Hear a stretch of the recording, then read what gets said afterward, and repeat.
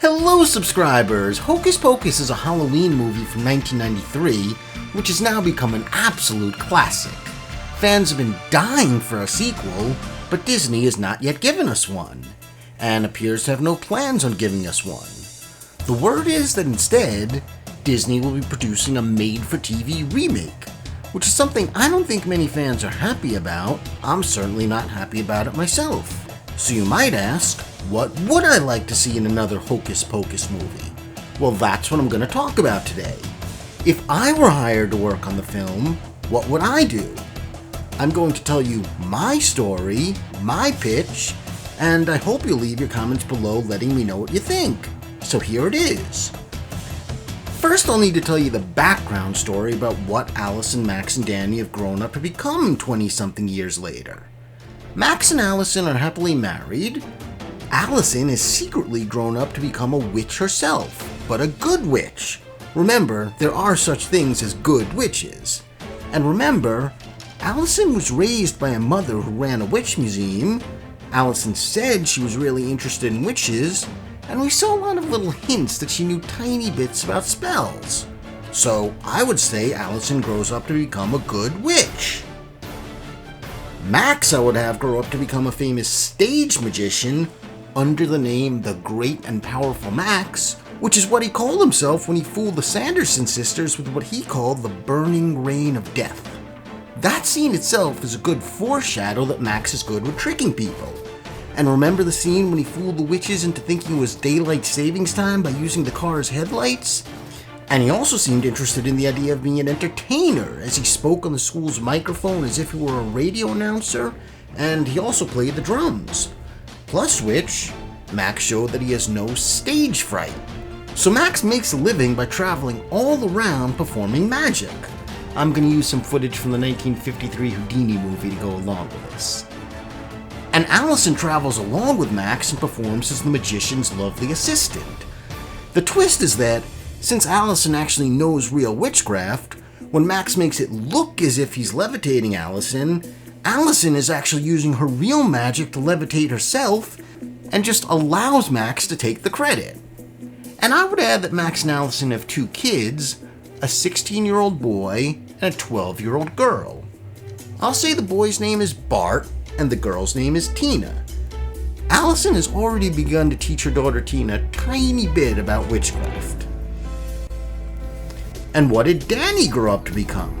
She was a real animal lover. Remember how much she loved Binks the cat?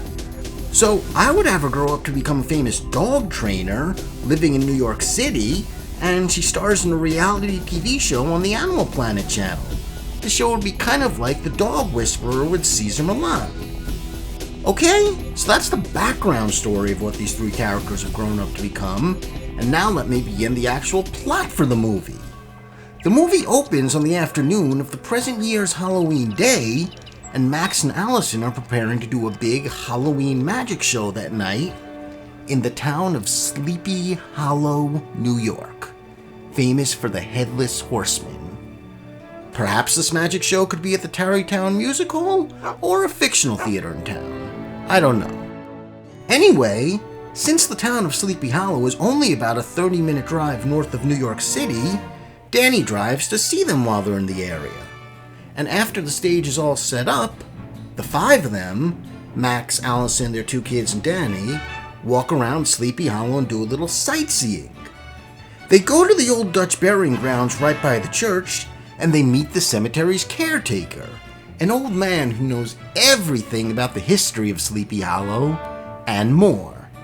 I'm imagining this caretaker being played by actor Christopher Lloyd, best known for playing Doc Brown in the Back to the Future movies, but he could be played by a different actor, maybe John Lithgow, I don't know. Anyway, the cemetery's caretaker happens to be a fan of both Max's magic shows and Dani's dog training reality show, so he feels completely awestruck by the idea of meeting these celebrities. He offers to tell them a secret old story about the Headless Horseman's origin, which he almost never tells anyone. The story actually begins in Old Salem, Massachusetts, 2 years before the Sanderson Sisters were hanged. Winnie and Billy produced an offspring, a baby girl named Esther. You might be thinking that at this point Winnie was too old to have a baby, but I have an explanation for that. As Winnie was frequently using her magic to steal the youth from children, she didn't realize this gave her the ability to become pregnant until it happened. So when the baby girl Esther was born, Winnie didn't want to take care of her, so she gave Esther to a cousin for adoption. But after the Sanderson sisters were hanged, Esther grew up very curious about her biological mother. So Esther would often sneak alone into the old Sanderson sisters' house and read all the old witchcraft books.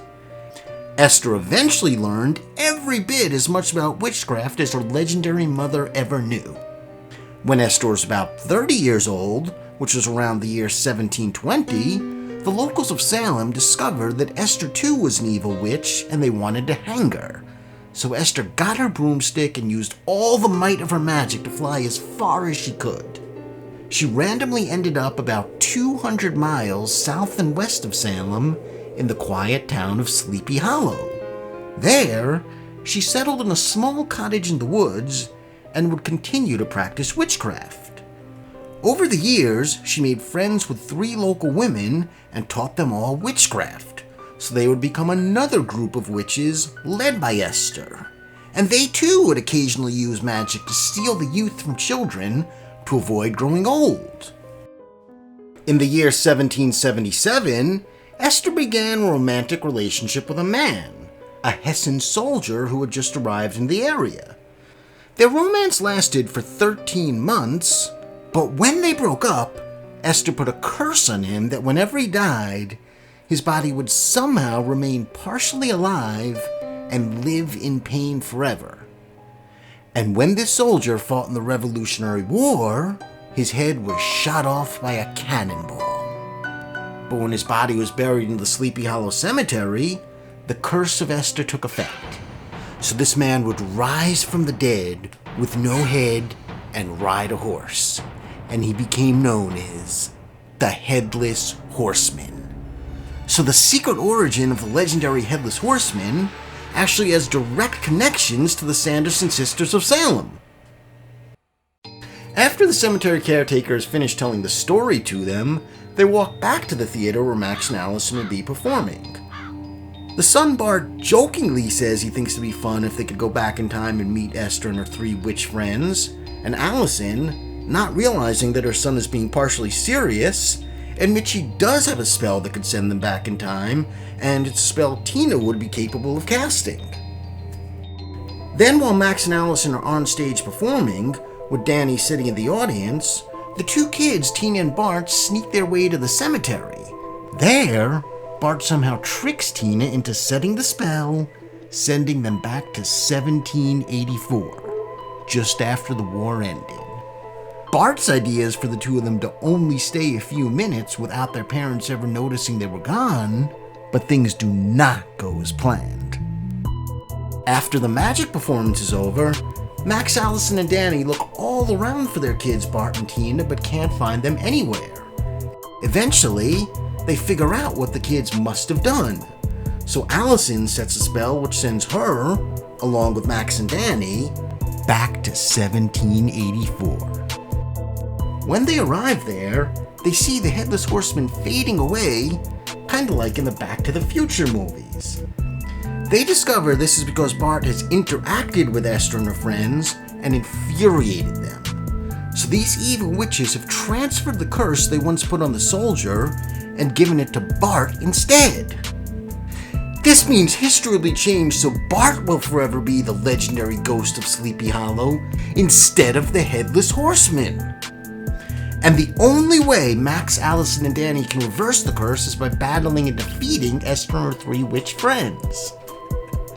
Max, Allison, and Dani become an interesting team of heroes, almost like the Avengers. Allison is a powerful witch herself, but there's only so much one witch can do against 4. Max has to use his illusions and ideas to trick the witches into hurting themselves, kind of similar to in the movie Oz the Great and Powerful, which was a prequel to The Wizard of Oz. And Dani uses all her animal training concepts to get wolves, bats, and black cats and all kinds of other animals to battle the evil witches. So in many ways, this becomes a reverse of what we saw in the first Hocus Pocus movie. There, 3 witches from Old Salem came to the modern era, and in my idea for a sequel, 5 characters from the modern era would go back to Old Sleepy Hollow. Okay, so these are just some of my ideas for what would make a good Hocus Pocus sequel that I would enjoy. I realize there are many fans who disagree. Many would say you have to bring back the 3 Sanderson sisters from the first movie. But to me, their story ended in the first movie. I realized writers could find a way to bring them back for a sequel, like how Freddy Krueger and Jason Voorhees keep dying at the end of their movies but are always brought back for sequels.